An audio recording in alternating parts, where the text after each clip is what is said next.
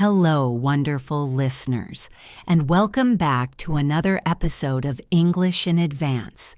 I am your host, Jessica, and I am so incredibly happy to have you here with me today. If you are new here, welcome to our community of learners who are dedicated to improving their English skills in a natural and enjoyable way. For my returning listeners, it is fantastic to have you back.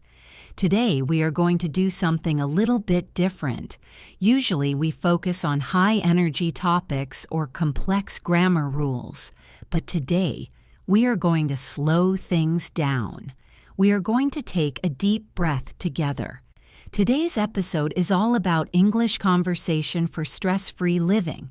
We are going to learn calming phrases, vocabulary for relaxation in everyday English that will help you express your feelings when life gets a little bit too busy. This is perfect for B1 and B2 level learners who want to sound more natural and fluent while talking about their well-being. Before we dive into this relaxing session, please remember to hit that subscribe button if you haven't already. It really helps our channel grow and ensures you never miss a lesson. Also, if you find this episode helpful, please share it with a friend who might need a little bit of calm in their life.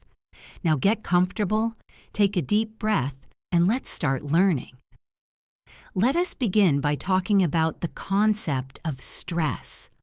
We all know what stress feels like. It is that feeling of pressure or tension, usually caused by problems in our lives or just having too much to do. In English, we have many ways to describe this feeling without just saying, "I am stressed."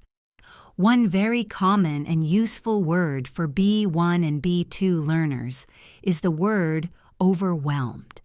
To be overwhelmed means you feel like you have too much to deal with and you cannot manage it all.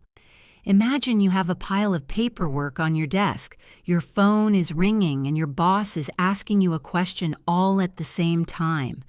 You might say, "I am feeling completely overwhelmed right now." Try saying that with me. I am feeling completely overwhelmed. Notice how the word flows. Overwhelmed. It is a great word to use because it explains that the situation is too big for you to handle alone.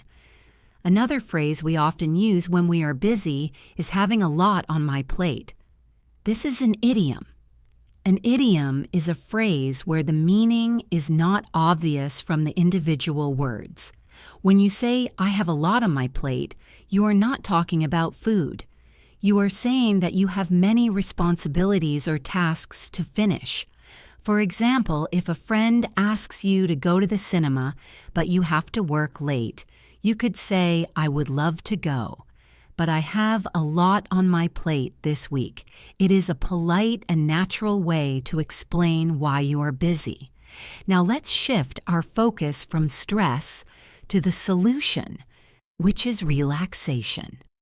We need to know how to talk about calming down. One of the best phrasal verbs you can learn for this is wind down. That is wind spelled W-I-N-D and down. To wind down means to gradually relax after doing something that made you tired or worried. It is often used to talk about what you do before you go to sleep. For instance, you might say, "I like to wind down by reading a book for 30 minutes before bed." Think about your own routine. How do you wind down? Do you listen to music? Do you drink tea? Maybe you are winding down right now by listening to this podcast. Let's practice a sentence together. Listen carefully and then repeat. "It takes me a while to wind down after work." Now you try. "It takes me a while to wind down after work." Another very common phrasal verb is chill out. This is a bit more informal and casual. If you tell someone to chill out, you are telling them to relax and stop being angry or worried. You can also use it to describe what you are doing. If someone asks you, "What are you doing this weekend?" you can simply say, "I am just going to chill out at home." It implies doing nothing specific, just relaxing and enjoying your free time. Let's go a little deeper into expressing our needs. Sometimes the most important part of stress, free living, is setting boundaries. Boundaries are the limits we set with other people to protect our time and energy. For English learners, it can be difficult to say no politely. You might worry that you sound rude, but there are gentle ways to do this. Imagine a colleague asks you to help them with the project, but you are already very busy. Instead of just saying no, try using the phrase, "I am afraid I can't." This softens the refusal. You could say, "I am afraid I can't help you right now because I have a tight deadline." A tight deadline means you have to finish something very soon. Let's look at another phrase, which is to take 5. This is a very casual way of saying you need a short break, usually about 5 minutes. If you are in a meeting or studying with a group and you feel tired, you can say, "Do you mind if we take 5?" It is a great natural expression that native speakers use all the time. It shows you need a moment to refresh your brain. Speaking of refreshing your brain, let's talk about the word burnout. Burnout is a noun, and it is a state of emotional, physical, and mental exhaustion caused by excessive and prolonged stress. It is stronger than just being tired. If you experience burnout, you feel empty and unable to cope. We often use the phrasal verb burn out to describe the action.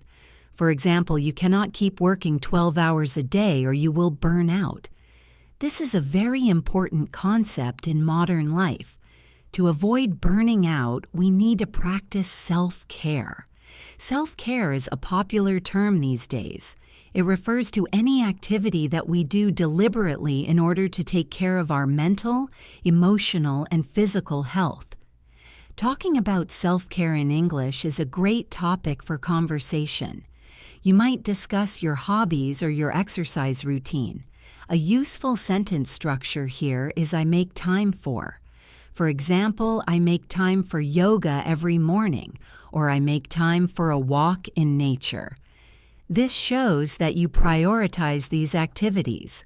Let us try a little visualization exercise to practice our listening and thinking in English. I want you to imagine a perfect stress-free Saturday. Listen to my description and try to picture it in your mind. You wake up naturally without an alarm clock. The sun is shining gently through the window. You feel well rested. You go to the kitchen and make a cup of your favorite coffee or tea. You sit by the window and watch the world go by. You have no urgent emails and no immediate deadlines. You decide to take a leisurely stroll in the park. A leisurely stroll means a slow, relaxed walk. You are not rushing anywhere. You are just enjoying the moment. How does that make you feel? In English, we might describe this feeling as peaceful or content. To be content means to be happy with what you have and where you are. It is a very calm form of happiness. You could say, "I feel perfectly content sitting here." Now I want to introduce you to some idioms that are related to staying calm. One of my favorites is to keep a level head. If you keep a level head, it means you remain calm and sensible in a difficult situation. You do not panic. For example, imagine there is a small crisis at work. Everyone is running around and shouting, but you sit down and make a plan. Your boss might say, "Thank you for keeping a level head." It is a wonderful compliment. Another idiom is to take a breather. This is similar to take 5, but it emphasizes breathing and recovering. After a long run or a hard English lesson, you might need to take a breather. It suggests pausing to get your energy back. Let's practice using this in a sentence. "We have been working for 4 hours. Let's take a breather." Try saying that out loud. "We have been working for 4 hours. Let's take a breather." Let's discuss how to support a friend who is stressed. English is not just about talking about yourself, it is also about connecting with others. If you see a friend who looks worried, you can ask, "Is everything okay?" or "You seem a bit on edge." To be on edge means to be tense or nervous, like you are standing on the edge of a cliff. If they tell you about their problems, you can use calming phrases to comfort them. A very common and kind phrase is, "Take it one step at a time." This advice means they should not worry about the whole big problem, but focus on small individual tasks. It is very reassuring. You can also say, "Hang in there." Hang in there is an idiom that encourages someone to not give up even though the situation is difficult. It is like saying, "Stay strong, things will get better." Sometimes stress comes from our own thoughts. We might be overthinking. Overthinking is when you think about something too much and it starts to worry you. In English, we often tell people try not to dwell on it. To dwell on something means to keep thinking about an unpleasant past event or a worry. If you made a mistake yesterday and you are still feeling bad about it today, a friend might say it happened yesterday. Try not to dwell on it. Moving on is a key part of stress-free living. Another useful phrase is to clear your head. This means to do something that helps you stop worrying and think clearly again. Usually going for a walk or exercising helps to clear your head. You might say, "I am going for a run to clear my head."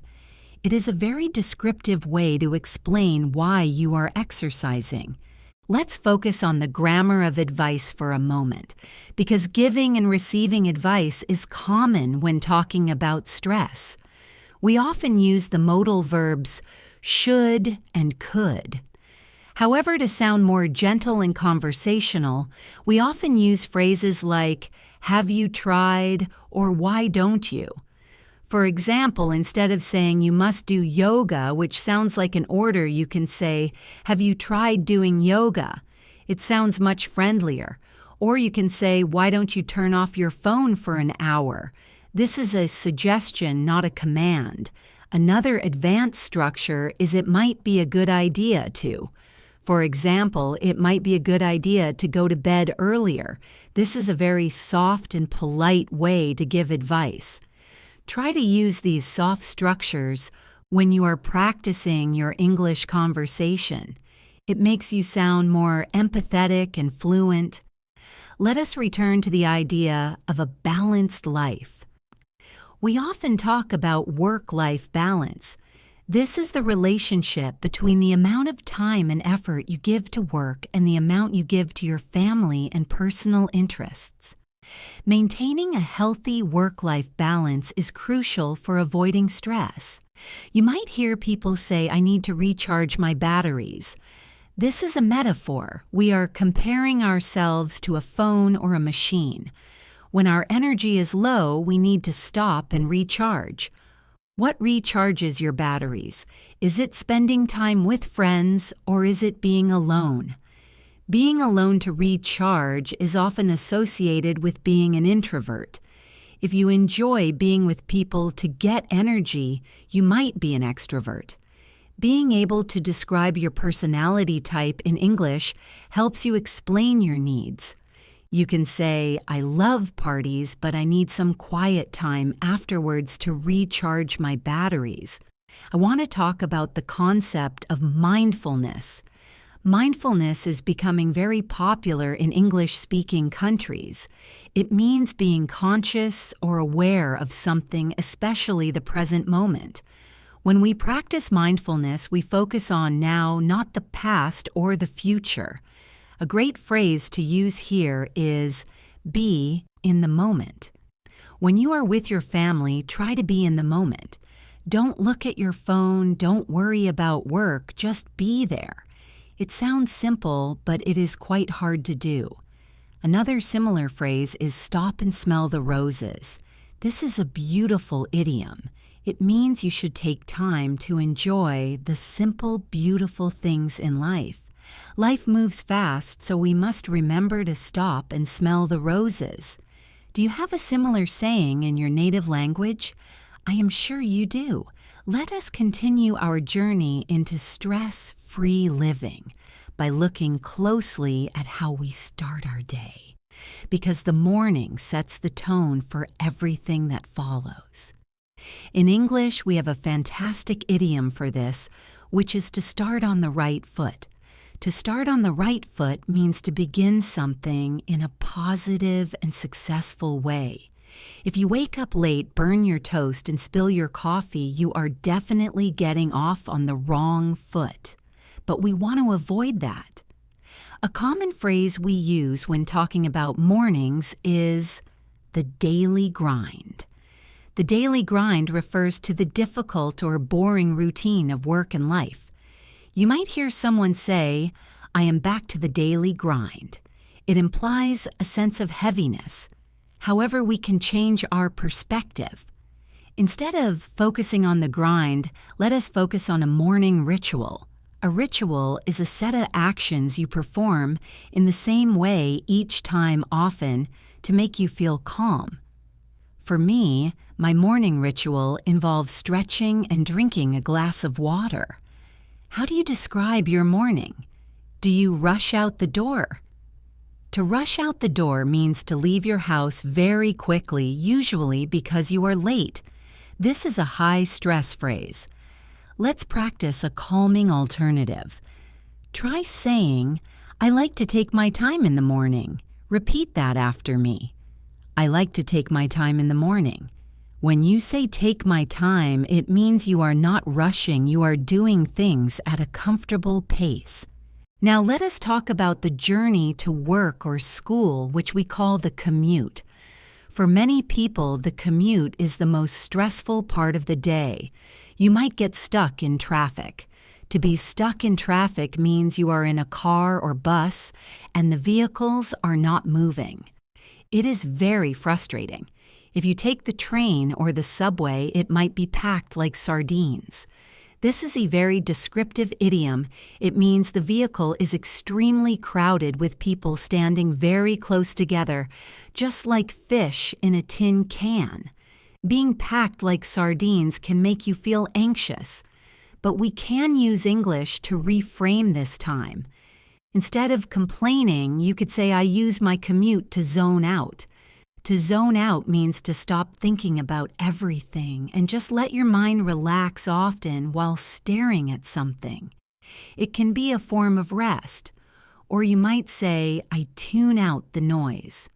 To tune out means to ignore the sounds around you, perhaps by listening to music or a podcast like this one. Let's practice this phrasal verb. I put on my headphones and tune out the world. Try it. I put on my headphones and tune out the world. It is a powerful way to protect your peace. We cannot talk about stress in the modern world without talking about technology. Our phones and computers are major sources of tension. We have a word for when you look at bad news on your phone for a long time and you cannot stop. We call it doom scrolling. Doom means death or terrible fate, and scrolling is moving the screen up, down. Doom scrolling makes us feel anxious, but many of us do it. To stop this, we need to unplug. To unplug literally means to take the plug out of the wall, but metaphorically, it means to stop using electronic devices for a period of time. You might say, I am going to unplug for the weekend. This is a great sentence to use when you want to tell your friends you will not be answering messages. Another related phrase is glued to the screen. If you are glued to the screen, it means you are looking at your device so intently that it seems you are stuck to it with glue. We want to avoid being glued to the screen. We want to be present. A great question to ask yourself or a friend is, do you ever do a digital detox? A digital detox is a period of time when you voluntarily stop using devices to reduce stress. It is becoming a very common topic of conversation in English. Let's move our conversation to the physical sensations of stress. When we are stressed, our bodies react, and knowing how to describe this in English is very helpful for visiting a doctor or just complaining to a friend. You might say, "I have a stiff neck." Stiff means it is hard to move and painful. Stress often sits in our shoulders and neck. Another very common idiom is having butterflies in your stomach. Usually we use this for positive nervousness, like before a date or a performance, but it can also be used for general anxiety. It feels like little insects are flying inside you. If you are very frightened or shocked, you might say, "My heart skipped a beat." This is a dramatic way to express sudden fear. On the other hand, when the stress goes away, we have a wonderful idiom, which is a weight off my shoulders. Imagine you are carrying a heavy bag of rocks on your back. That is stress. When the problem is solved, you put the bag down. It is a weight off your shoulders. Let's visualize that feeling and say the sentence together. Finishing that project was a huge weight off my shoulders. One more time with feeling. Finishing that project was a huge weight off my shoulders. Now let's explore the concept of comfort. When we are stressed, we often seek comfort. We might talk about comfort food. Comfort food is food that makes you feel better, usually because it is warm, sweet, or reminds you of home. For many people in the UK or US, comfort food might be pizza, chocolate, or macaroni and cheese. What is your comfort food? You can say, "When I am stressed, I crave chocolate." To crave means to want something very strongly. Another way people try to relax is through retail therapy. Retail therapy is a humorous expression that means going shopping to make yourself feel happier. You might say, "I had a bad week, so I did a little retail therapy." However, we know that buying things does not solve the problem permanently. True comfort often comes from peace of mind. Peace of mind is a feeling of being safe and protected. We do things to get peace of mind, like locking the door or saving money. Let's discuss nature and the outdoors, because nature is one of the best healers. In English, we often say we need to get some fresh air. This is a simple phrase, but it implies leaving a stuffy indoor environment to breathe clean air outside. You might also hear the phrase, "commune with nature." To commune with nature means to feel a close spiritual connection to plants and animals. It sounds a bit poetic, but you can use it. A more common expression is to get away from it all. If you go on a holiday to a quiet place, you are getting away from it all. You are leaving your responsibilities behind. Let's practice describing a nature scene. Imagine a lush green forest. Lush means the plants are growing thickly and healthily. You hear the rustling of leaves. Rustling is the soft sound dry leaves make when they move. You feel a gentle breeze. A breeze is a light wind. Describing these things helps you practice sensory vocabulary. Try saying this. "The fresh air really helps me clear my head." It is simple but effective. Let us switch gears to social situations. Sometimes other people are the source of our stress. We might feel socially awkward. This means feeling shy or not knowing what to say. A great skill to have is the ability to break the ice. To break the ice means to say or do something to relieve tension and get the conversation started between strangers. A joke or a compliment can break the ice. If you are in a tense argument, you might need to bite your tongue. To bite your tongue means to stop yourself from saying something angry or rude. It is an act of self-control. For example, my boss was wrong, but I decided to bite my tongue to avoid an argument. This is a very useful phrase for maintaining professional relationships. Sometimes we just need to vent. To vent means to express your strong emotions freely, usually to a listener. You might call your best friend and say, "Can I just vent for 5 minutes?" It is a healthy way to release stress as long as you do not do it all the time. Let's look at some advanced grammar for hypothetical situations. When we worry, we often think about what might happen. We use the word "what if." What if I fail? What if I miss the bus? This is anxiety talking. We can counter this with positive conditionals. Instead of worrying, try saying, "even if." Even if I miss the bus, I can take the next one.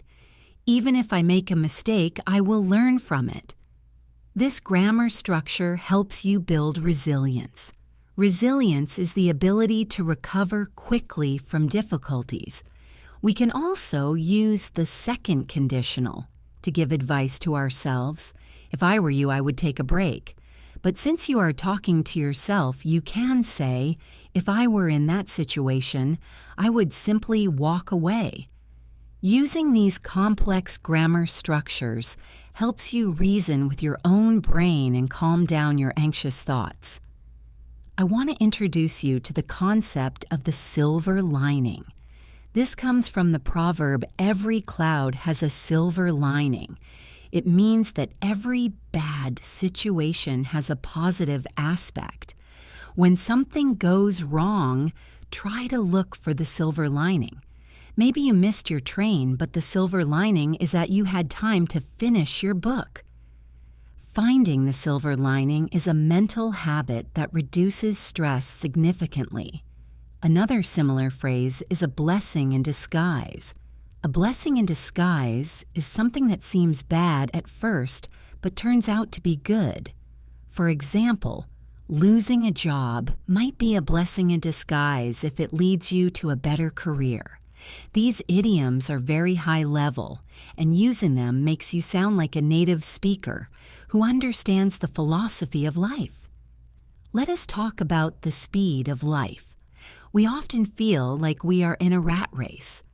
The rat race is a fierce competitive struggle for power and money. Many people want to escape the rat race. They want to slow down. A lovely verb for this is to savor. To savor means to enjoy something completely, usually food or a moment. Do not just drink your coffee, savor it. Do not just walk past the flowers, savor their smell. It is about quality, not quantity. We also talk about quality time. Quality time is time spent giving your full attention to someone you care about. It is better to spend 20 minutes of quality time with your child than 2 hours of being in the same room but looking at your phone. Let's put this into a practice sentence. I want to savor every moment of this weekend. Say it with me. I want to savor every moment of this weekend. It sounds very deliberate and calm. Conflict is another major stressor, so let us learn some English for conflict resolution. When you are arguing, it is important to meet halfway. To meet halfway means to compromise. Each person gives up a little bit of what they want to reach an agreement. You can say, "Let's try to meet halfway on this." It is a very mature and professional thing to say. Another phrase is to clear the air. To clear the air means to remove the bad feelings between people, usually by talking openly about the problem.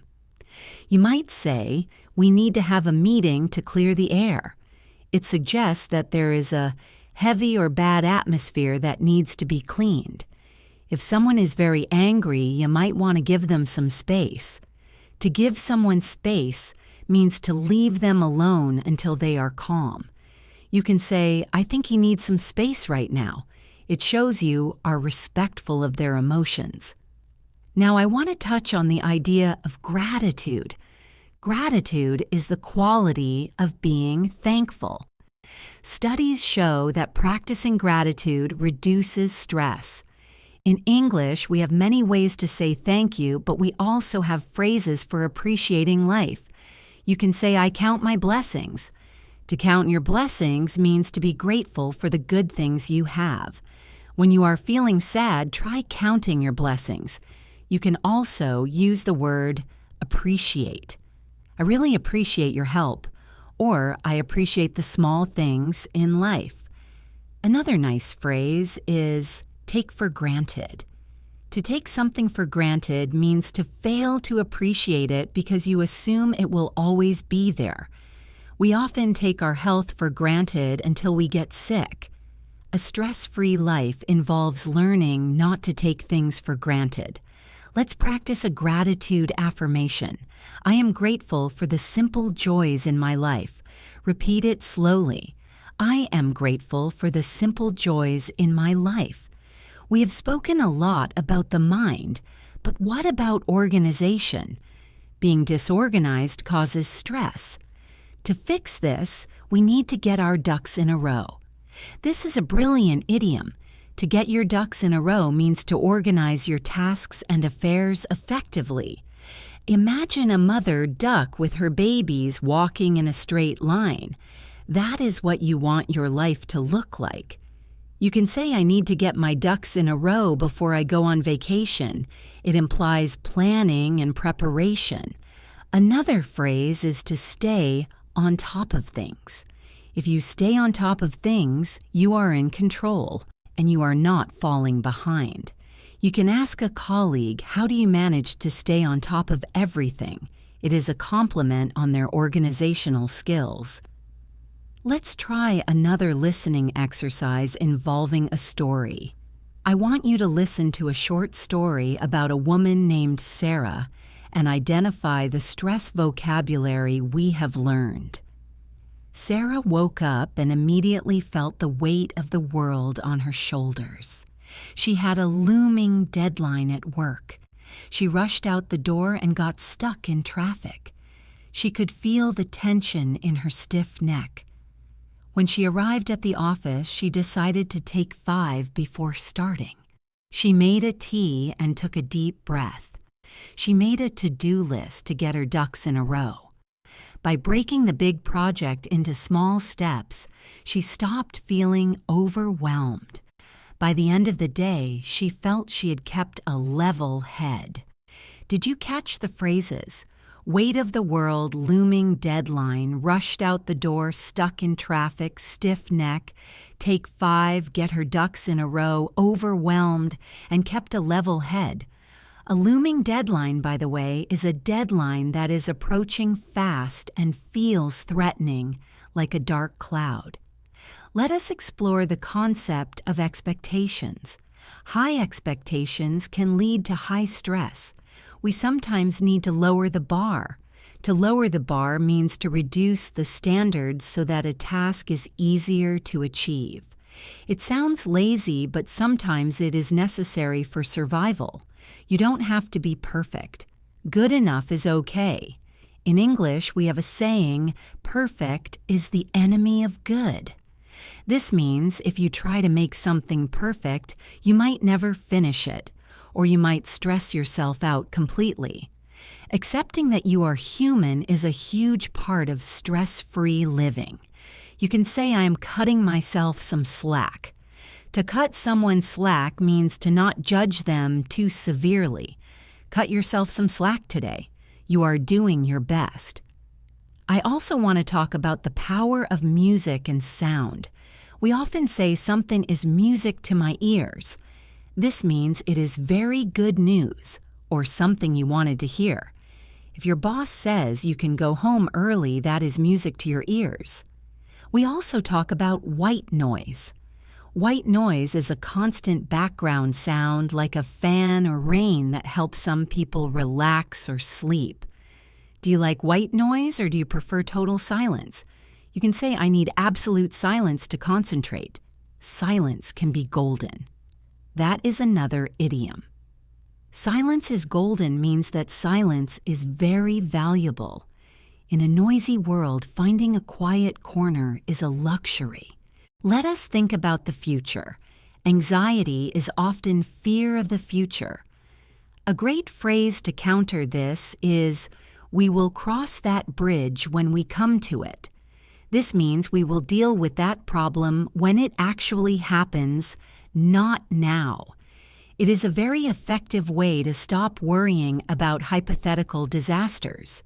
For example, if you are worried about rain on your wedding day next year, just say, "We will cross that bridge when we come to it." It keeps you in the present moment.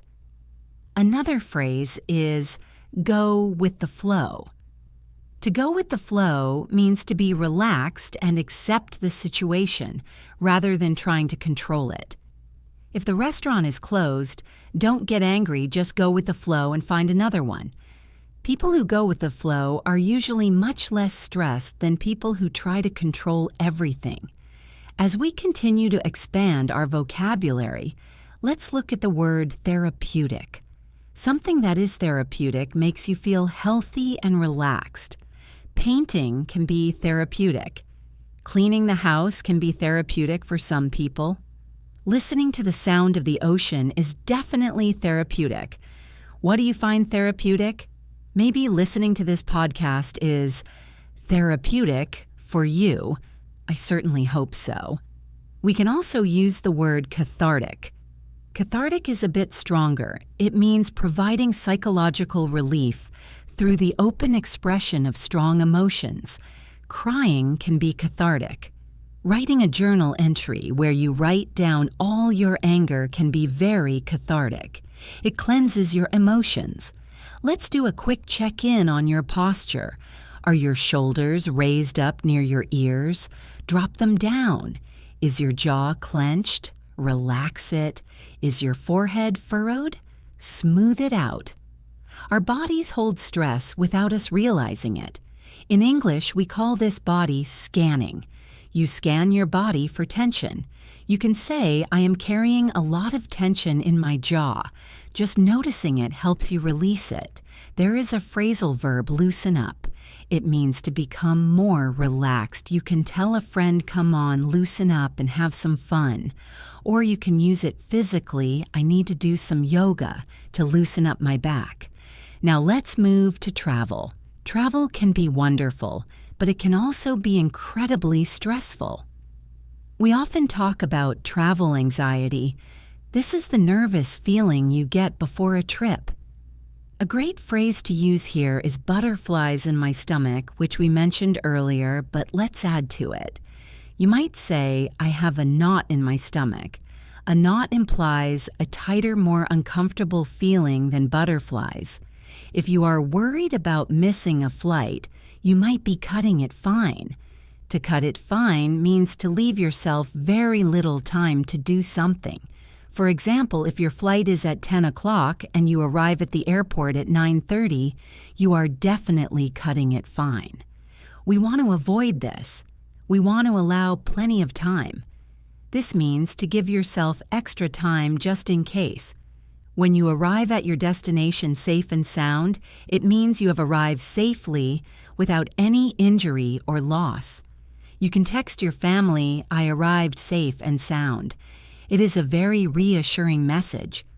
Sometimes when we travel, we experience jet lag. Jet lag is the tired feeling you get after flying across time zones. Your body thinks it is night when it is day. To get over jet lag takes time. You might say, "I am still suffering from jet lag."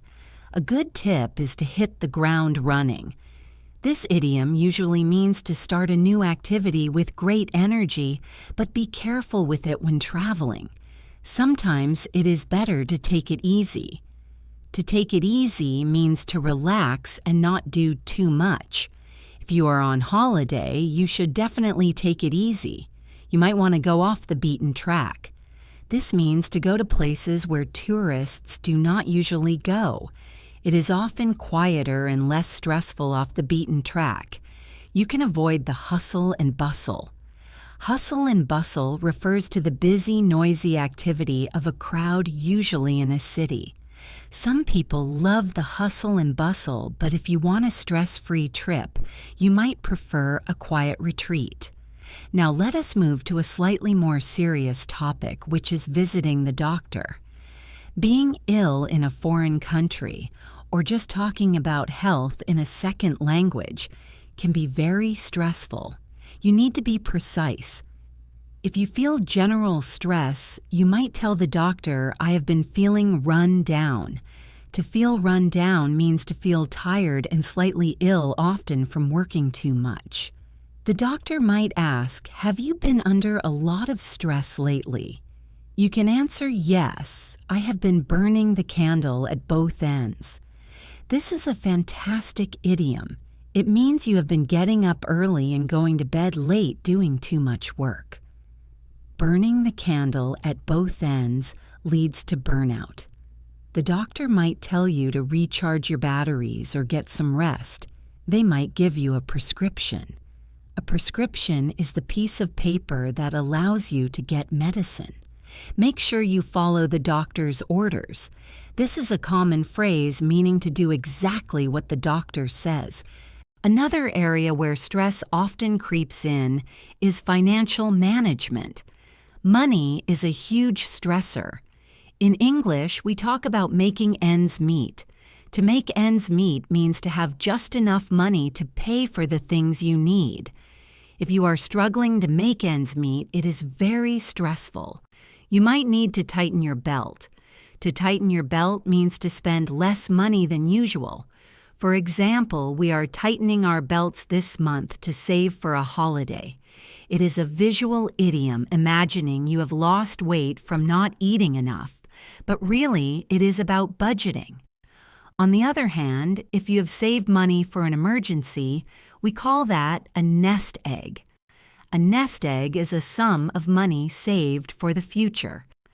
Having a nest egg gives you peace of mind. You can also say, "I am saving for a rainy day." A rainy day here represents a time of need or trouble. Saving for a rainy day is a very wise and stress-reducing habit. Let's discuss the concept of uncertainty. Life is unpredictable, and this causes anxiety. We often have to play it by ear. To play it by ear means to decide what to do as the situation develops, rather than making a plan beforehand. For example, "I don't know what time I will finish work, so let's just play it by ear for dinner." It is a flexible way to make plans. Another phrase is "up in the air." If a plan is up in the air, it means it is not yet decided. Our holiday plans are still up in the air. Being comfortable with things being up in the air is a sign of emotional maturity. You can simply say, "We will see what happens." This is a very calm acceptance of reality. Now, I want to talk about how we communicate when we are angry, because anger is often a reaction to stress. Instead of exploding, we want to keep our cool. To keep your cool means to remain calm and controlled. If someone is rude to you, try to keep your cool. If you lose your temper, it means you get angry and shout. Losing your temper usually increases stress. Afterward, you might need to apologize. You can say, "I am sorry I snapped at you." To snap at someone means to speak to them in a sudden, angry way. Usually, we snap when we are tired or stressed. Admitting this helps repair the relationship. You can say, "I have been under a lot of pressure lately and I took it out on you." To take it out on someone means to treat someone badly because you are feeling bad yourself, even though it is not their fault. Being able to explain this in English shows high emotional intelligence. Let's look at some vocabulary for hobbies and leisure, because hobbies are the antidote to stress. We often talk about having a creative outlet. A creative outlet is an activity like painting, writing, or cooking that allows you to express your feelings. Do you have a creative outlet? It helps you channel your energy. To channel something means to direct it towards a particular purpose. You can channel your stress into exercise or art. We also use the phrase to lose yourself in something. This is a positive thing. You can lose yourself in a good book or lose yourself in music. It means you focus so much that you forget your worries. It is a form of mindfulness. Another great phrase is to dabble in. To dabble in means to take part in an activity in a casual way. I dabble in photography or I dabble in gardening. It means you are not an expert and you do it just for fun. Doing things just for fun is very important for a stress-free life. Let's practice a dialogue. Imagine two friends, Mark and Sarah. Mark says, "Hey Sarah, you look a bit stressed out." Sarah replies, "Yeah, I am swamped at work. I have been burning the candle at both ends." Mark says, "That sounds tough. You need to slow down or you will burn out." Sarah says, "I know. I am planning to unplug this weekend. Maybe go for a hike to clear my head." Mark says, "That sounds like a great idea. You need to recharge your batteries." Sarah says, "Absolutely. I just need to get through this week first." Mark says, "Well, hang in there. And let me know if you need to vent." Did you notice how natural that sounded? They use swamped, which means very busy burning the candle at both ends, burn out, unplug, clear my head, recharge batteries, hang in there, and vent. Using these phrases together makes the conversation flow smoothly. Try to act out this dialogue yourself. Play both parts. Change your voice a little for each character. It is a fun way to practice. Let's talk about the environment we live in. A cluttered house can lead to a cluttered mind. Clutter refers to a lot of untidy things lying around. If your desk is covered in papers, it is cluttered. To reduce stress, we often need to declutter. To declutter means to remove unnecessary items. You might say, "I spent the weekend decluttering my apartment, and I feel so much lighter." It is a physical action that has a mental benefit. We also talk about minimalism. Minimalism is a lifestyle where you live with fewer possessions. Whether you are a minimalist or not having a tidy space helps you keep a level head. You can say a place for everything and everything in its place. This is a proverb that encourages organization. I want to introduce you to some weather idioms that relate to stress. We already mentioned saving for a rainy day. What about when it rains, it pours? This means that when something bad happens, other bad things happen at the same time. You might lose your keys, miss the bus, and forget your wallet all in one morning. You would sigh and say, "When it rains, it pours." It helps you accept that sometimes life is just difficult. Another one is to weather the storm. To weather the storm means to endure a difficult situation without being harmed. If you are going through a hard time at work, just tell yourself, "I can weather this storm." It implies strength and survival. And finally, right as rain. This means perfectly healthy or all right again. After a good night's sleep, you will feel right as rain. Let's focus on the word balance again. We talked about work-life balance. But what about emotional balance? To be balanced means to not be too emotional or too logical. It is a state of equilibrium. When you feel off balance, you feel unsteady. You can say, "I feel a bit off today." This is a very general but useful phrase. It tells people you are not your usual self without giving too many details. Maybe you are tired, maybe you are sad, maybe you are sick. Just say, "I feel a bit off." People will usually understand and give you space. Conversely, if you are feeling great, you can say, "I feel on top of the world." This is the opposite of stressed. I want to share a technique with you called positive affirmations. These are positive sentences that you say to yourself to build confidence. In English, we often use the present continuous tense for this. I am becoming calmer every day. I am handling this situation well. I am letting go of worry. Repeating these sentences can actually change how your brain works. Let's try one together. I am in control of my breathing. Say it. I am in control of my breathing. And another one. I choose peace over worry. I choose peace over worry. These are simple English sentences, but they have a profound effect. Let us explore the concept of downtime. Downtime is time when you are not working or being active. It is time for rest. In our busy culture, we often feel guilty about having downtime, but downtime is essential. You can say, I am looking forward to some downtime this weekend. It sounds professional, yet personal. During your downtime, you might binge watch a series. To binge watch means to watch many episodes of a TV show in one sitting. While this can be relaxing, be careful not to do it too much, or you might become a couch potato. A couch potato is a person who exercises little and watches a lot of television.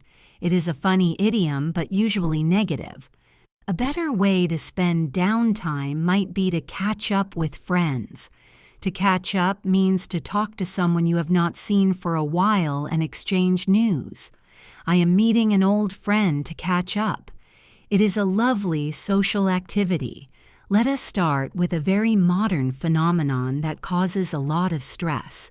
We call it FOMO. This stands for fear of missing out. It is that anxious feeling you get when you see your friends having fun on social media without you. You might think everyone is having a better time than me. This is FOMO, but there is a wonderful antidote to this called JOMO. JOMO stands for the joy of missing out. This is when you feel happy to stay home and relax instead of going out. You can say I am experiencing some serious JOMO tonight. I am going to stay in my pajamas and watch a movie. It is a great phrase to describe being content with your own company. Learning to embrace JOMO is a huge step towards stress-free living. This leads us to the art of saying no. Many of us feel stressed because we say yes to too many things. We are people pleasers. A people pleaser is someone who tries hard to make others happy, often at their own expense. But in English, we have polite ways to decline invitations without being rude. Instead of just saying no, you can say I would love to, but I am fully booked this week.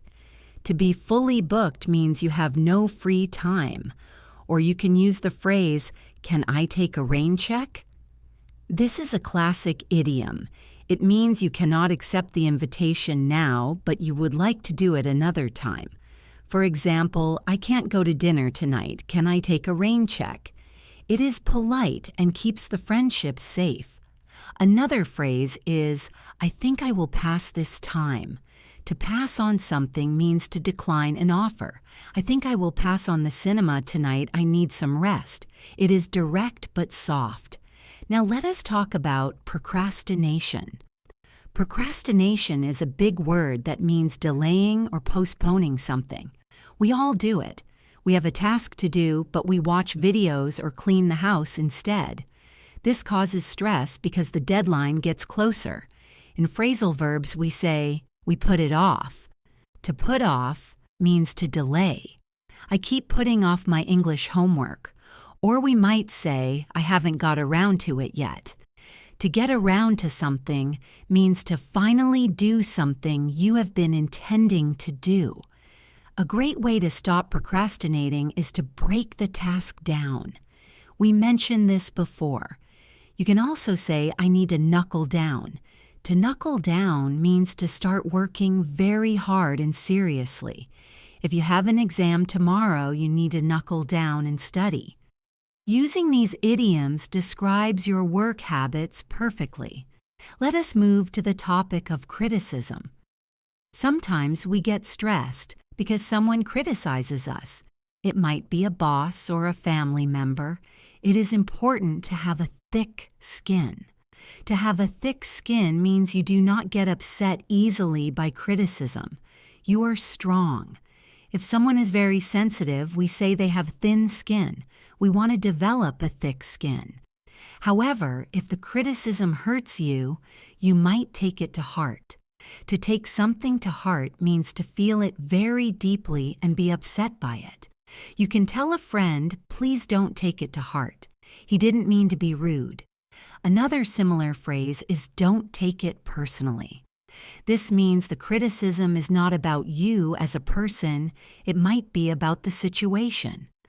Learning to distinguish between constructive criticism, which is helpful, and negative criticism is key to mental peace. Let's discuss the concept of empathy. Empathy is the ability to understand and share the feelings of another. It is different from sympathy. Sympathy is feeling pity for someone. Empathy is feeling with them. A great idiom for this is to put yourself in someone else's shoes. If you are angry at your friend, try to put yourself in their shoes. Imagine you are them. This reduces conflict and stress.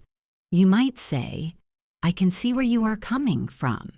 This means I understand your point of view, even if I don't agree. Using phrases like, I understand how you feel, or that must be really hard, helps to diffuse tension. To diffuse means to make a situation less dangerous or tense. We want to be people who diffuse tension, not create it. Now, I want to talk about a very specific type of stress, which is decision fatigue. Decision fatigue happens when you have to make too many choices in one day, and your brain gets tired. By the evening, you cannot even decide what to eat for dinner. You are suffering from decision fatigue. To avoid this, some people stick to a routine. We can also use the phrase to sleep on it. If you have a big decision to make and you are stressed, do not decide immediately. Say, I am going to sleep on it. This means you will wait until the next morning after a good night's sleep to decide. Usually the answer is clearer in the morning. We also say, trust your gut. Your gut is your stomach, but here it means your intuition or deep inner feeling. If you are stressed about a choice, sometimes you just have to trust your gut. Let's explore some vocabulary for happiness and relief, because the goal of reducing stress is to feel good. When stress leaves, we feel relieved. We can say it is a huge relief, but we can go further. We can feel ecstatic. Ecstatic means overwhelmingly happy, or we can feel blissful.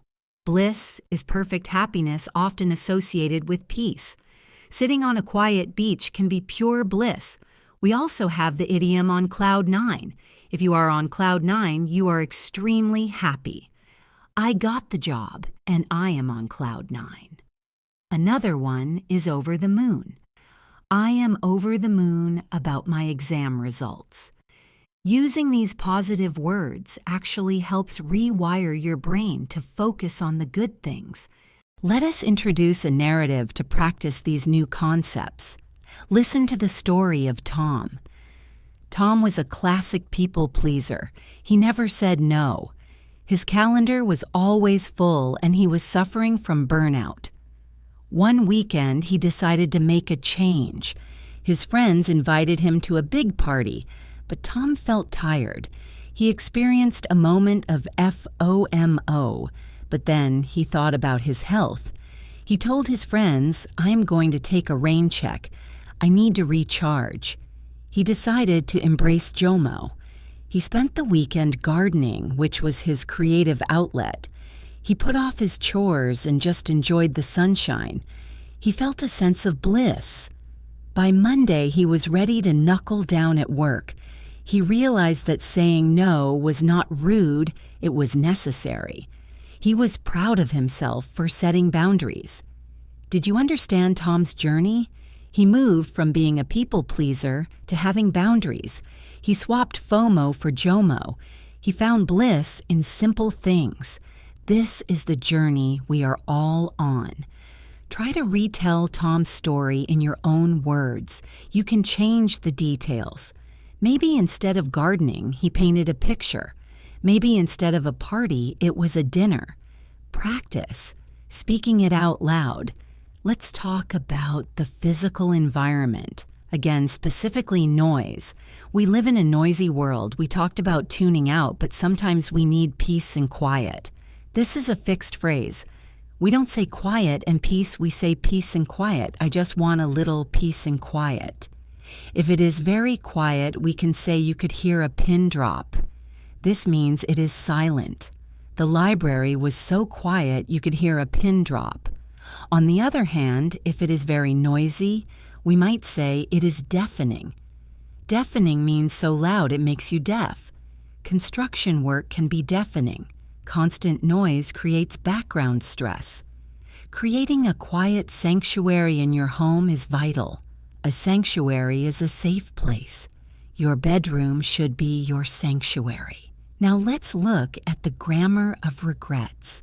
Regret is a major source of stress. We worry about the past. We use the structure I should have. I should have studied harder. I should have gone to bed earlier. This is useful for learning but bad for stress if you repeat it too much. We also use I wish I had. I wish I had known that earlier. To stop stressing, we need to accept the past. We can say what's done is done. This means you cannot change the past, so stop worrying. Another phrase is, it is no use crying over spilled milk. This is a very famous idiom. If you spill milk, you cannot put it back in the bottle. So do not cry about it. Move on. If you make a mistake, say to yourself, it is no use crying over spilled milk. I will do better next time. Let's talk about the concept of compromise in relationships. Relationships are the biggest source of joy and stress. To reduce stress, we often need to meet in the middle. This is similar to meet halfway. We also talk about give and take. A healthy relationship is all about give and take. You cannot always have your own way. To have your own way means to get what you want. If you always insist on having your own way, you will cause conflict. Sometimes you need to be the bigger person. To be the bigger person means to act maturely and kindly, even if the other person is being childish or rude. It takes strength to be the bigger person, but it leads to a stress-free life. Let us discuss the workplace again, specifically meetings. Meetings can be very stressful. We often say a meeting dragged on. To drag on means to continue for a long time in a boring way. The meeting dragged on for 3 hours. To avoid this, we should stick to the agenda. The agenda is the list of things to discuss. If people start talking about other things, they are getting sidetracked. To get sidetracked means to become distracted from the main topic. You can say, let's not get sidetracked. Let's stick to the point. This helps keep the meeting short and stress-free. If you agree with someone, you can say, we are on the same page. I am glad we are on the same page about this project. It means we agree and understand each other. I want to touch on the idea of perfectionism. Many English learners are perfectionists. You want to speak perfectly without any mistakes. But this causes huge anxiety. You need to embrace the learning curve. The learning curve is the rate of a person's progress in gaining experience or new skills. Sometimes the learning curve is steep, meaning it is hard at the beginning. You can say, I am still on a steep learning curve. It acknowledges that you are learning and it is okay not to be perfect. Remind yourself that better is better than perfect. Focus on progress, not perfection. Let's look at some vocabulary for body language because body language influences how we feel. When we are stressed, we might slouch. To slouch means to sit or stand with your shoulders hunched and your back bent. It looks tired. We should try to sit up straight. We might also frown. To frown means to make a serious face by bringing your eyebrows together. If you frown a lot, you might get a headache. Try to soften your face. We also talk about fidgeting. To fidget means to make small movements, especially of the hands and feet through nervousness or impatience. Stop fidgeting and take a deep breath. Changing your body language can change your mood. We are going to practice some affirmations for language learners specifically. Repeat these after me. I am becoming a confident speaker. I am becoming a confident speaker. I embrace my mistakes as opportunities to learn. I embrace my mistakes as opportunities to learn. My voice matters. My voice matters. These are powerful statements. When you feel nervous before speaking English, remember these affirmations. They will help you keep your cool. Let us talk about the concept of a support system. Your support system is the group of people who help you when you are having a difficult time. It might be your family, friends, or even an online community like this one. To lean on someone means to rely on them for support.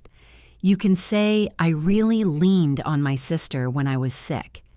It is okay to lean on people. We also say a shoulder to cry on. If you are sad, you need a shoulder to cry on. Being a good friend means offering a shoulder to cry on. It connects us and reduces the burden of stress. I want to introduce the idea of flow. Flow is a mental state where you are fully immersed in an activity. You forget about time and the world around you. You might experience flow when you are drawing, playing a sport, or speaking English with a friend. Being in a state of flow is the opposite of being stressed. To get into the flow, you need to eliminate distractions. Turn off your phone. Focus on one thing.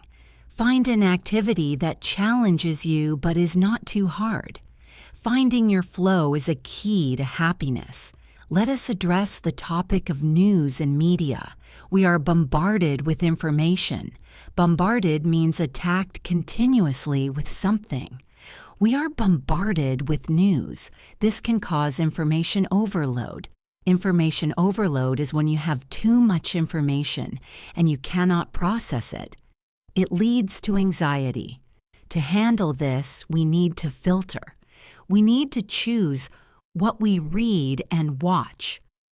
You can say, I am going on a media diet. This means you will restrict the amount of news you consume. It is a very healthy boundary to set. Let's talk about food and mood. What we eat affects how we feel. We talked about comfort food, but let's talk about being hangry. Hangry is a combination of hungry and angry. It is a slang word, but very common. When your blood sugar drops, you get irritable. You are hangry. To avoid this, keep healthy snacks with you. You can say, I am sorry for what I said. I was just hangry. It is a funny but real excuse. Staying hydrated is also crucial. If you are dehydrated, you can feel tired and stressed. Drink plenty of water to keep your mind sharp. Now let's look at the phrase, at the end of the day. This is a very common idiom used to summarize the most important facts. At the end of the day, your health is the most important thing.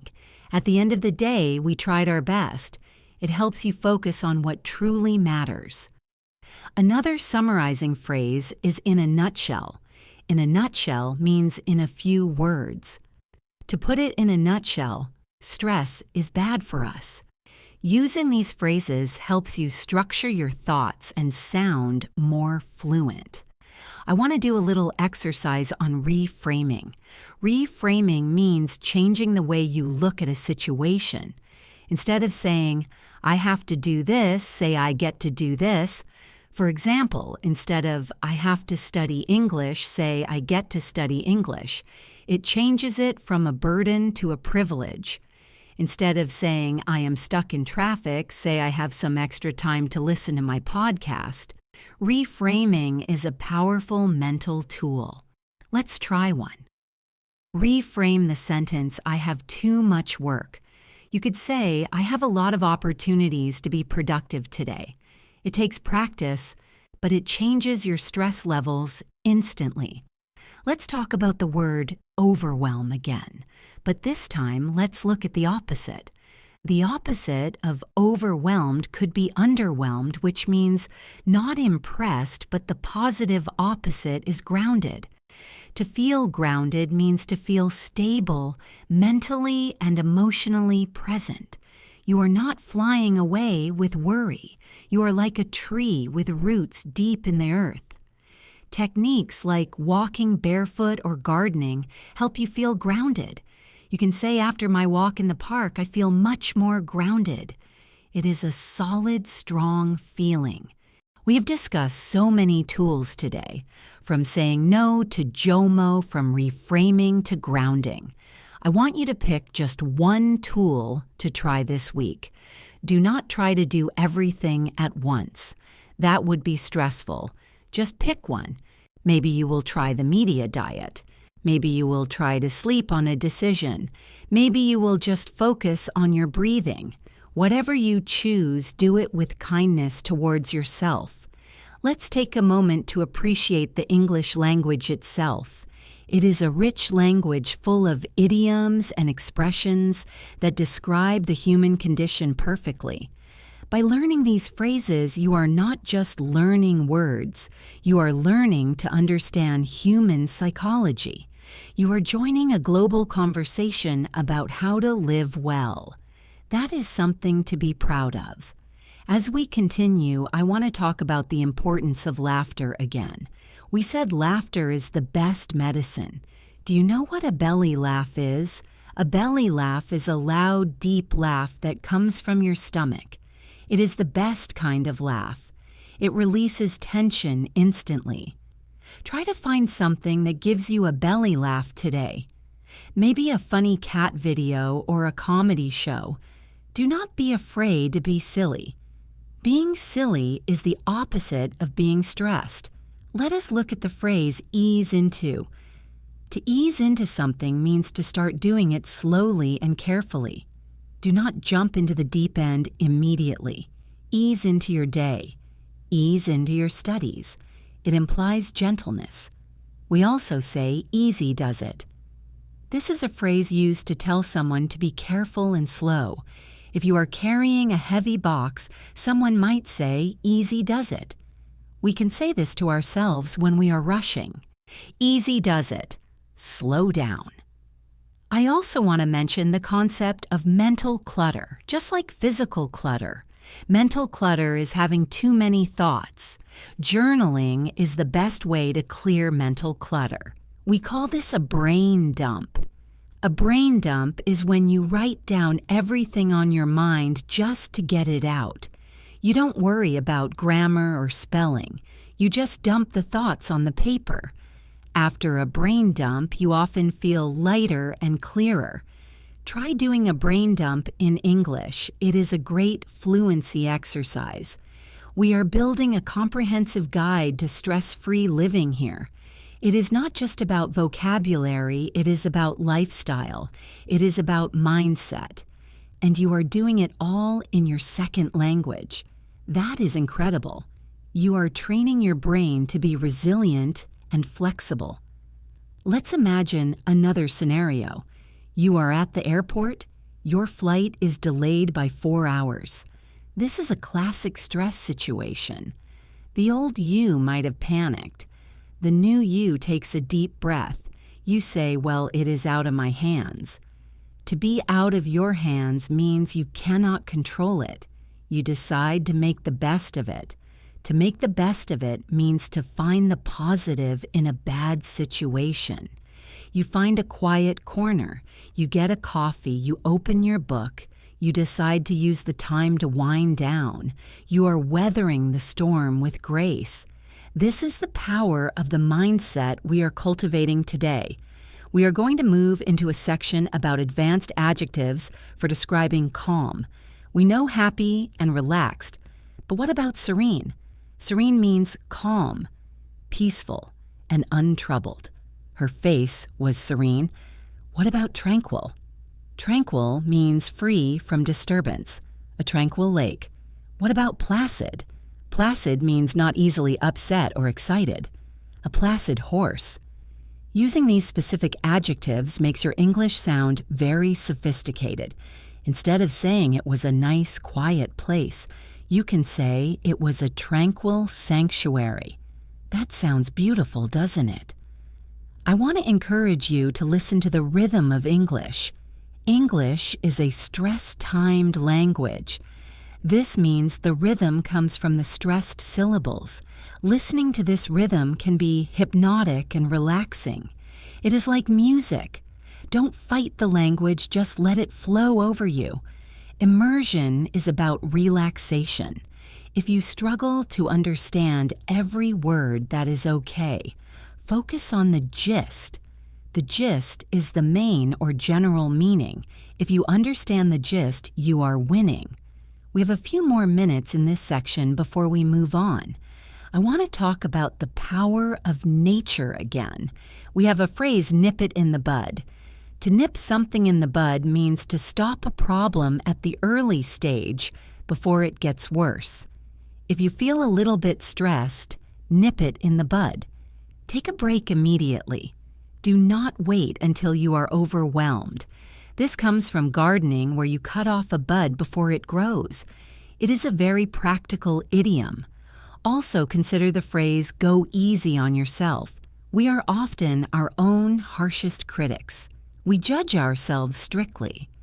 To go easy on yourself means to be kind and forgiving to yourself. If you forget a word, go easy on yourself.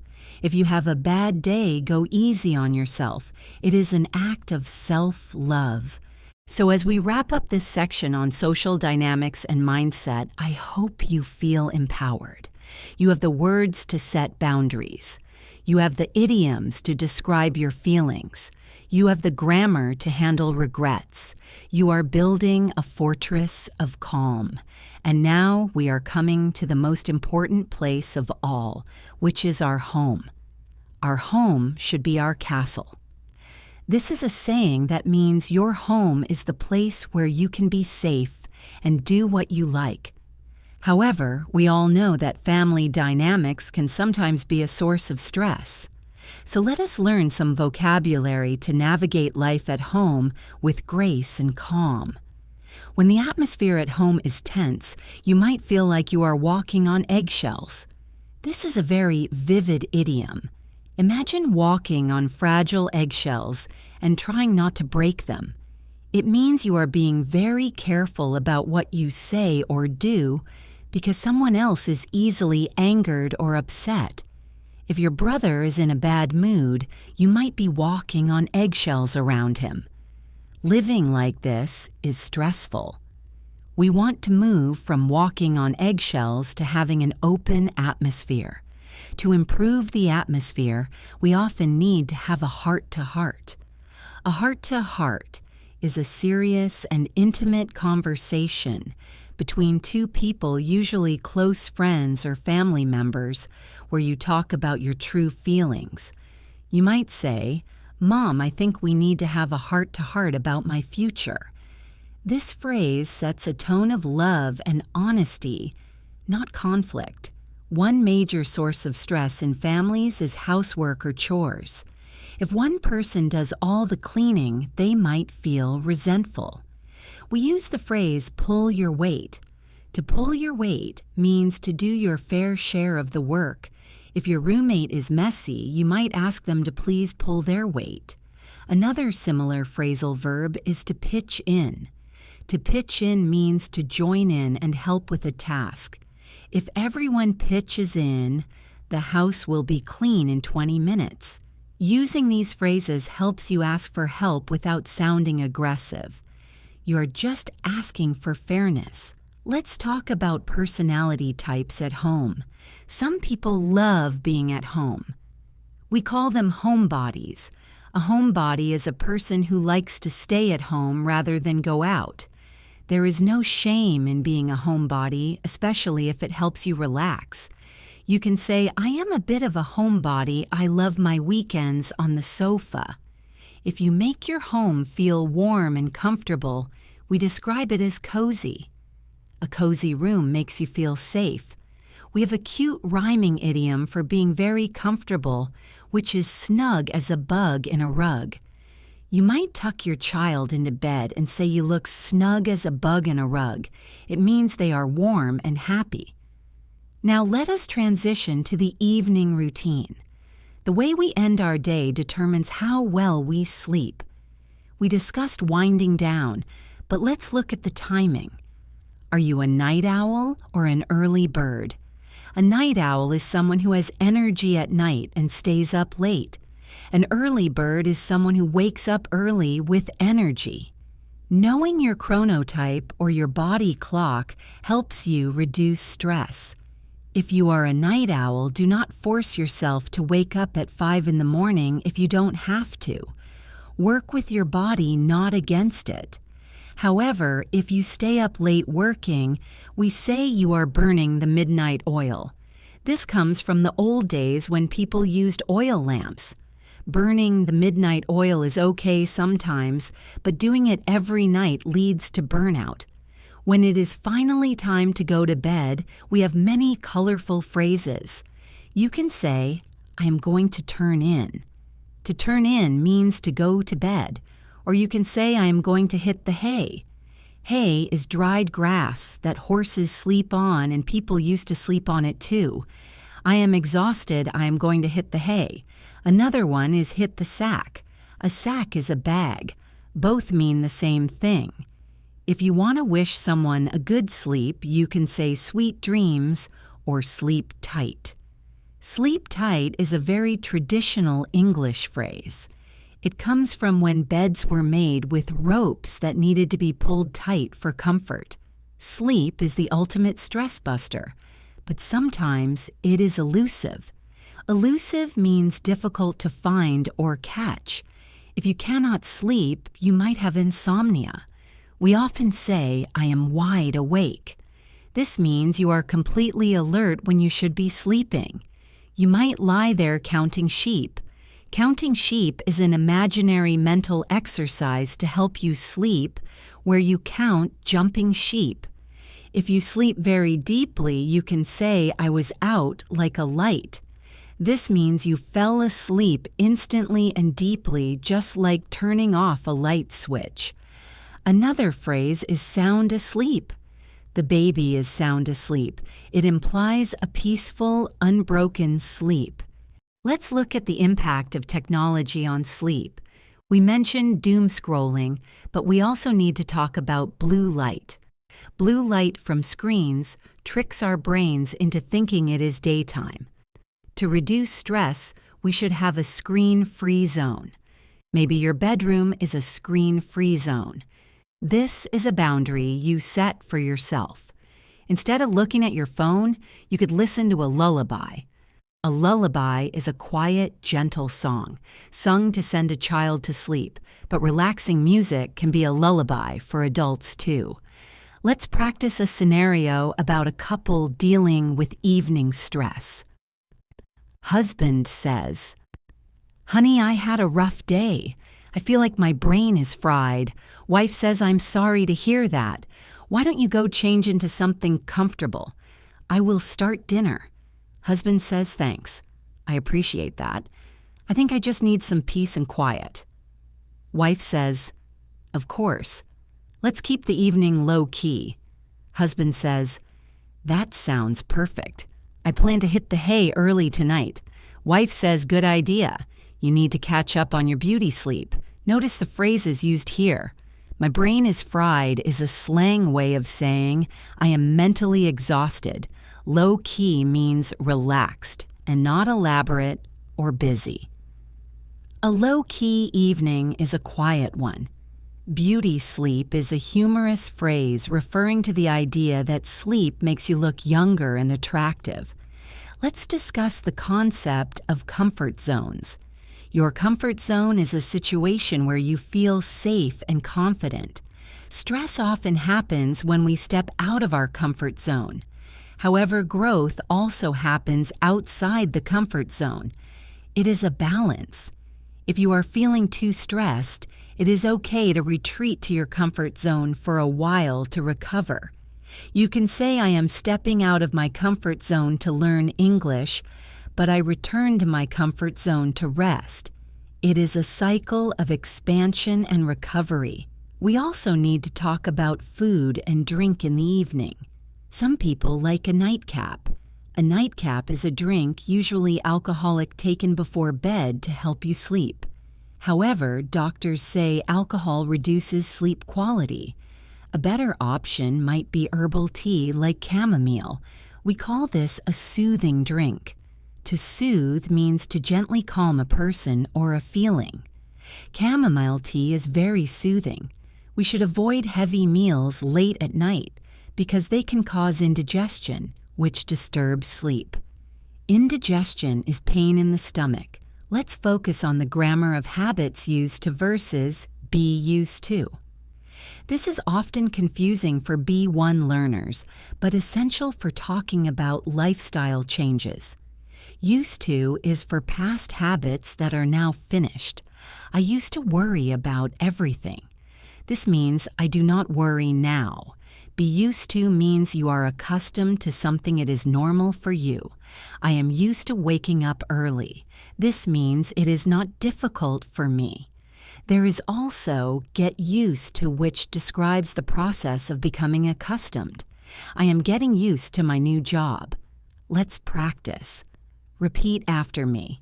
I used to be a night owl, but now I am an early bird. And another one. It took me a while to get used to the silence. Using these structures correctly helps you tell the story of your personal growth. I want to introduce the concept of hygge. This is originally a Danish word, but it is now used in English. Hygge refers to a quality of coziness and comfortable conviviality that engenders a feeling of contentment or well-being. Lighting candles, wearing warm socks, and drinking cocoa is very hygge. Creating a hygge atmosphere is a proactive way to manage stress. You can say, I'm trying to make my apartment more hygged this winter. It implies a lifestyle choice of comfort. Let's talk about dreams. Dreams can be a way for our brain to process stress. If you have a bad dream, it is a nightmare. If you wake up sweating, we call it a cold sweat. I woke up in a cold sweat. But hopefully you have pleasant dreams. We often say dream big. This is a motivational phrase meaning to have ambitious goals. But for tonight, let's just focus on peaceful dreams. If you sleep through your alarm, we say you overslept. I overslept and missed the bus. This causes morning stress, so a good evening routine is crucial to prevent oversleeping. Let's touch on the idea of solitude versus loneliness. Solitude is the state of being alone without being lonely. It is a positive state. I enjoy my solitude. Loneliness is a negative feeling of sadness because you have no company. We want to cultivate solitude to reduce stress. In your solitude, you can reflect. To reflect means to think deeply or carefully about things. Reflection is a powerful tool for learning. You can reflect on your day or reflect on your English progress. I want to give you a listening practice with a description of a perfect bedroom for stress-free living. Close your eyes if you can. The room is painted in soft pastel colors like pale blue or cream. There is no clutter on the floor. The bed has fluffy pillows and a warm duvet. A duvet is a soft quilt filled with feathers or synthetic material. There are blackout curtains on the windows. Blackout curtains block all the light so the room is pitch black. Pitch black means completely dark. On the bedside table, there is a lamp with a warm yellow bulb, not a bright white one. There's a scent of lavender in the air. Lavender is a purple flower known for its relaxing properties. This room is a sanctuary. Now let's look at some idioms about time, because time pressure is a huge stressor. We often say time flies when you are having fun, but when you are stressed, time can seem to drag. We might feel we are running out of time. If you do something at the last minute, it means you do it just before the deadline. Doing things at the last minute is stressful. We want to avoid the 11th hour. The 11th hour is a formal idiom for the last possible moment. He submitted his essay at the 11th hour. To live stress-free, we try to be early. We try to have time on our hands. To have time on your hands means to have free time available. I have some time on my hands, so I will bake a cake. Let us discuss the word resilience again. Resilience is like a muscle. You build it by handling small stresses well. When a big stress comes, you are ready. We also talk about coping mechanisms. A coping mechanism is a strategy people use in the face of stress and trauma to help manage painful or difficult emotions. Some coping mechanisms are healthy, like exercise or talking. Some are unhealthy, like smoking or eating too much sugar. In English, we can say, I turn to exercise as a coping mechanism. To turn to means to go to for help. Who do you turn to when you are stressed? Let's practice some more pronunciation, specifically focusing on the schwa sound. The schwa is the most common sound in English. It is a very short, relaxed oo sound, like the a in about or the e in taken. Using the schwa helps you sound more relaxed and fluent. If you pronounce every vowel clearly and strongly, you will sound robotic and stressed. English is a language of contrast between strong beats and weak beats. Relax your mouth. Say, banana. The first and last ah are schwas, bu-nanu, not banana. Relaxing your mouth helps you speak faster and easier. I want to share a thought about comparisons. Theodore Roosevelt said comparison is the thief of joy. This means if you compare yourself to others, you will lose your happiness. In language learning, do not compare yourself to native speakers or other learners. Compare yourself to yourself yesterday. If you know one more word today than you did yesterday, you are winning. This mindset eliminates the stress of competition. You are in a league of your own. To be in a league of your own means to be unique and superior in your own way. Let's talk about laughter yoga. Have you heard of it? It is a practice where people laugh voluntarily until it becomes real laughter. It sounds strange, but it releases endorphins. Endorphins are chemicals in the brain that reduce pain and stress. You can say, I got a rush of endorphins after that run. Or that funny movie gave me a rush of endorphins. Finding ways to release endorphins naturally is key to a happy life. We have covered a massive amount of ground today. We have traveled from the morning alarm clock to the evening wind down.